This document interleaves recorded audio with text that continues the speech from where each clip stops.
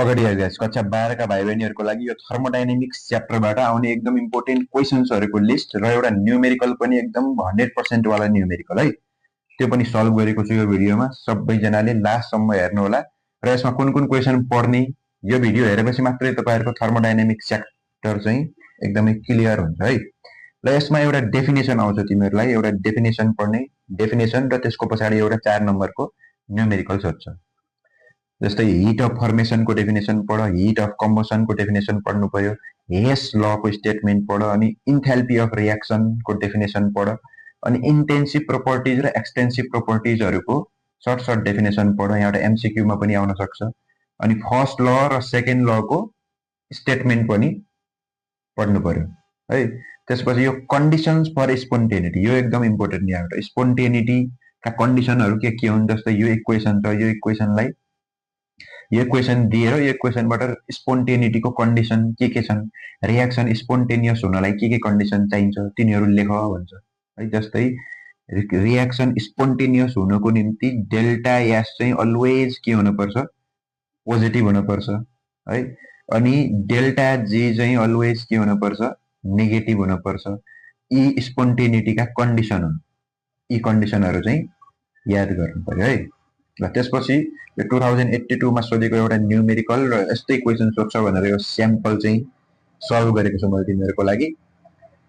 के सोधेको छ भने define standard heat of formation भनेर सोधेको छ र यसैको पछाडी एउटा न्यूमेरिकल छ calculate hit of formation of acetic acid भनेर फ्रम द फलोइङ डाटा भन्दै यहाँ डेटा दिएको छ C+O2 गिव्स CO2 भनेर यसको डेल्टा एच यहाँ गिभन छ H2 plus half O2 भनेर H2O बनेको छ यसको डेल्टा एच यो गिभन छ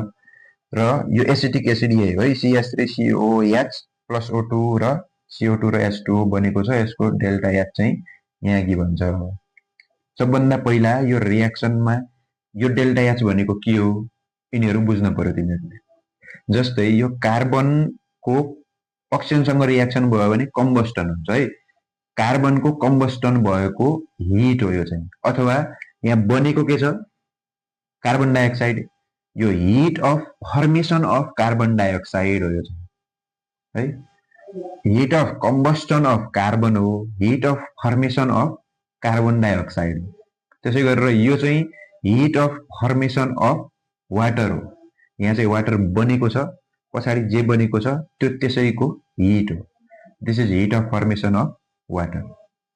त्यसपछि यो CH3COOH plus O2 गरेर यता दुईटा प्रोडक्टहरु गिभन छ अब यो चाहिँ के हो त CO2 र H2O दुई चीज बनेको छ यो दुईटैको फर्मेसन हो र यो CH3COOH को यो कम्बस्टन हो कम्बस्टन भनेको योलाई अक्सिजनसँग रिएक्सन गराउनु भनेको जलाउनु हो कम्बस्टन गर्नु यो हिट चाहिँ के को हो त hit of combustion of acetic acid हो अब यसमा चाहिँ हिट अफ फर्मेसन अफ यो CH3COOH निकाल भनेको छ यो बन्ने रिएक्सन यो CH3COOH यहाँ हुँदाखेरि कसरी बन्छ त्यो रिएक्सन निकाल्नु पर्ने छ अब यो यसरी आयो भने यसको सोलुसन कसरी गर्ने सुरुमा डेफिनेसन लेख्दिनु heat of standard heat of formation भनेको के हो त it is defined as the enthalpy change भनेको हिट चेन्ज हो when 1 mole of a compound is formed from its element at standard condition. Standard condition भनेको temperature 273 Kelvin, pressure चाहिँ कति 1 atm. यो कन्डिसनमा यदि कुनै पनि कम्पाउन्डको 1 मोल फर्म भयो भने त्यो चाहिँ त्यसको के हो हिट अफ फर्मेसन यहाँ हेर त यो एउटा मोल मात्रै बनेको छ यहाँ त्यही भएर यो यसको हिट अफ फर्मेसन वाटरको पनि एउटा मोल छ त्यही भएर यो यसको हिट अफ फर्मेसन अब यो रिएक्सन के होला बाइ चान्स कुनै रिएक्सनमा यो H2 यो हाफ यहाँ नदिएर यहाँ 2 लेखेको होला यो 2 छ भने यो चाहिँ यसको हिट अफ फर्मेसन हैन यो 2 छ भने यो पनि डबल दिएको हुन्छ त्यहाँ 68 को डबल हुन्छ 136 होला यहाँ दिएको हिट अफ फर्मेसन भनेको जहिले पनि एउटा मोलको लागि मात्रै कन्फ्युजन एक्जाममा मिस्टेक हुने भनेको यही नै हो है यहाँ रिएक्सन चाहिँ यहाँ पछाडी एउटा एउटा दिएको छ भने ठीक छ यदि यहाँ बाइ चान्स दुईटा दिएको छ र यहाँ 136 दिएको छ भने तिमीहरुले जहिले पनि हिट अफ फर्मेसन भनेको के हो यो H2O लाई 2 ले डिवाइड गरेर एउटा मोलको लागि मात्रै निकाल्नु पर्यो त्यो त्यसको हिट अफ फर्मेसन हो यस्तो टाइपको क्वेशन पनि धेरै सोधेको छ है ल त्यसपछि यो भइसक्यो भने अब यहाँ लेख्नु पर्यो तिमीहरूलाई के थाहा छ त hit of formation of CO2 यहाँबाट थाहा भयो CO2 को formation of heat of formation कति छ त 99 किलो क्यालोरी त्यसै hit of formation of H2O कति छ त -68 र यो लास्टको चाहिँ हिट अफ फर्मेसन हैन यो हिट अफ के हो त कम्बस्टन अफ CH3COOH एउटाको मात्र यो CH3COOH को कम्बस्टन हो यो चाहिँ -208 छ अब यो रियाक्सन हेर्नु पर्यो तिमीहरूले मेन फोकस चाहिँ यो रियाक्सनमा गर्ने हिट अफ कम्बस्टन गिवन छ यो रियाक्सनको यो पुरै रियाक्सनको हिट अफ कम्बसन कति हो यति हो यसको मात्रै हिट अफ फर्मेसन निकाल्नु पर्ने अब यसको लागि तिमीहरूलाई एउटा फर्मुला छ गिवन त्यो फर्मुला के हो भने यो जहिले पनि हिट अफ फर्मेसन बराबर के हुन्छ summation of delta H heat of formation of product साइडतिरको है अनि minus summation of delta H of formation of reactant साइडतिरको प्रोडक्टतिर जति पनि कम्पाउन्डहरु छन् तिनीहरुको हिट माइनस रिएक्टेन्टतिर जति पनि कम्पाउन्ड छन् त्यसको हिट कुन रिएक्सनको त्यही अघिवाला रिएक्सन कुन रिएक्सन छ CH3COOH plus O2 gives CO2 plus H2O छ यसको डेल्टा H कति छ यहाँ माइनस कति हो यसको यो -208 छ है -208 किलो क्यालोरी पर मोल छ ब्यालेन्स गर्दाखेरि यो ब्यालेन्स्ड हुनु पर्यो है इक्वेसन फेरि ब्यालेन्स भएन भने हुँदैन ब्यालेन्स्ड केमिकल इक्वेसन राख्नु पर्यो यो इक्वेसन अब यो डेल्टा हिट अफ फर्मेसन वाला फर्मुला अहिले हामीलाई चाहिएन कुनै कुनैमा के हुन्छ यो direct delta H of formation वाला लगाउनु पर्ने कन्डिसन आउँछ अहिले त हामीलाई के दिएको छ हिट अफ कम्बस्टन गिवन छ अब हिट अफ कम्बस्टनको फर्मुला पनि त्यही हो delta H of formation of products minus summation of delta H of formation of reactants हो डेल्टा एच अफ कम्बसन यो पुरै रिएक्सनको हिट अफ कम्बसन कति छ त 208 छ -208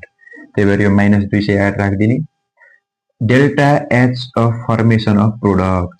यो रिएक्सनको प्रोडक्टतिर के छन् CO2 र H2O छ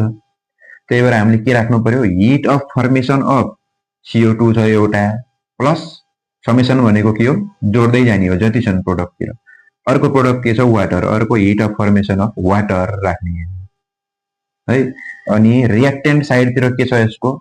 एउटा CH3COOH छ यो delta H of formation of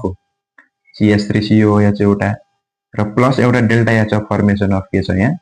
oxygen छ अब यहाँनिर यो के थाहा पाउने भने अक्सिजनको लागि यो जुनसुकै पनि ग्यासहरु छ H2 N2 O2 यी ग्यासहरुको जहिले पनि हिट अफ फर्मेसन अथवा इन्थाल्पी चेन्ज अफ फर्मेसन चाहिँ अलवेज 0 राखिन्छ यो थाहा पाउने है अक्सिजनको नाइट्रोजनको हाइड्रोजनको क्लोरिनको जति पनि ग्यासहरु छन् यी ग्यासहरुको लागि इन्थाल्पी चेन्ज चाहिँ के हुन्छ 0 हुन्छ हिट अफ फर्मेसन 0 मान्ने बाकी सबैको भ्यालु राख्दै जाने होला यो 208 सधैं छ CO2 हेर्ने CO2 कति छन् त यो रिएक्सनमा दुईवटा छन् अनि एउटाको कति थियो हिट अफ फर्मेसन उता पल्तिर कति लेख्यौं हामीले 99 छ एउटाको हैन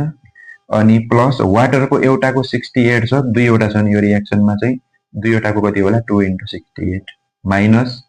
अनि यो delta H of formation of CH3COOH यो चाहिँ निकाल्नु पर्ने हो हामीले त्यही भएर यसलाई जस्ताको त्यस्तै राखिदिने प्लस यो अक्सिजनको चाहिँ कति 0 त्यसपछि अब यो जुन निकाल्नु पर्ने हो योलाई अगाडि ल्याऊ इक्वल टु भन्दा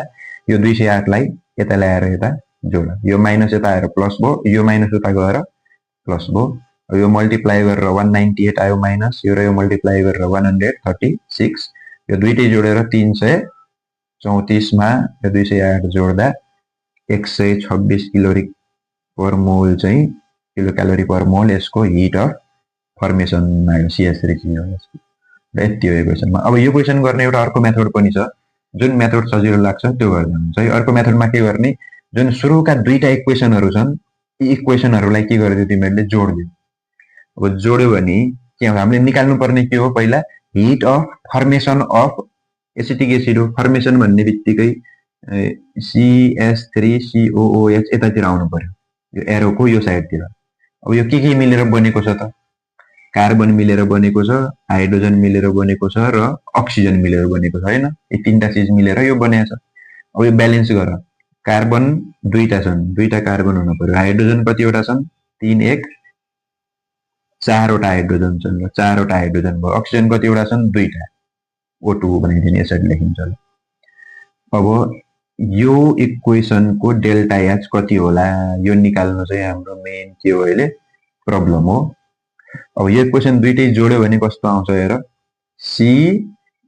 plus H2 plus half O2 plus एउटा O2 गरेर 3/2 O2 हुन्छ। यो साइडतिर के बाँकी रह्यो? CO2 plus H2। यो दुईटै इक्वेसनलाई जोड्दिने, सुरुको दुईटा इक्वेसन। त्यसपछि यो दुईटै हिटलाई पनि जोड्दिने, दुईटै जोडेर कति आउँछ? -167 आउँछ। त्यसपछि अब जुन तेस्रो वाला इक्वेसन छ हाम्रो माथि रहेको तेस्रो इक्वेसन है, जुन यो वाला इक्वेसन छ, यो इक्वेसनलाई यसको तल लेख्ने CH3COOH प्लस O2 छ, कतिवटा? दुईवटा O2 gives CO2 plus H2O दिन्छ। 2 2 छ, ब्यालेन्स गर्दा यसको डेल्टा एच कति छ? -208 किलो क्यालोरी पर मोल छ। अब के गर्दाखेरि चाहिँ यी पार्टहरु यहाँ क्यान्सल होला र CH3COH चाहिँ यता आउनु पर्यो। अब त्यो गर्नलाई के गर्ने भने तिमीहरुले यो दुईटा CO2 लाई क्यान्सल गर्नु पर्यो है। ई CO2 फर्मेसन भन्ने बित्तिकै यो CH3COH कहाँ आउनु पर्यो? यो साइडतिर आउनु पर्यो। भने योलाई सबट्र्याक्ट गर्दाखेरि के होला हेर त, यो माथिल्लो इक्वेसनबाट यो तल्लो इक्वेसनलाई सबट्र्याक्ट गरिदियो। यहाँ पनि माइनस, यहाँ पनि माइनस, यहाँ पनि माइनस, माइनस, यहाँ अलरेडी माइनस छ त यो के हुन्छ? सबट्र्याक्ट गर्दा प्लस हुन्छ। अब यो र यो क्यान्सल गर्नलाई यो माथिल्लो इक्वेसनलाई केले मल्टिप्लाई गरिदिनु पर्यो? 2 ले मल्टिप्लाई गरिदियो भने यो पनि 2 होला, यो पनि 2 होला, यो सबै 2 2 होला हैन। यो सबै 2 2 भएपछि यो पनि क्यान्सल हुन्छ, यो पनि क्यान्सल हुन्छ। यो साइडतिरको यो कति हुन्छ? 167 × 2 गरेर यो हुन्छ 334 हुन्छ, -334 किलो क्यालोरी पर मोल। अब यहाँ के बाँकी रह्यो त? यो सबै लेख है। यो कार्बन बाँकी रह्यो प्लस यो H2 बाँकी रह्यो। अब कतिवटा त 2 ले मल्टिप्लाई भयो सबैलाई भनेपछि दुईटा कार्बन, 2 ले यसलाई मल्टिप्लाई गरेर दुईटा हाइड्रोजन प्लस 3/2 छ, यसलाई इन्टु 2 गर्यो भने यो 2 2 क्यान्सल भएर 3वटा अक्सिजन बाँकी रह्यो। यो 3वटा अक्सिजन बाँकी रह्यो। अब यहाँ अर्को के छ? माइनस CH3COH छ।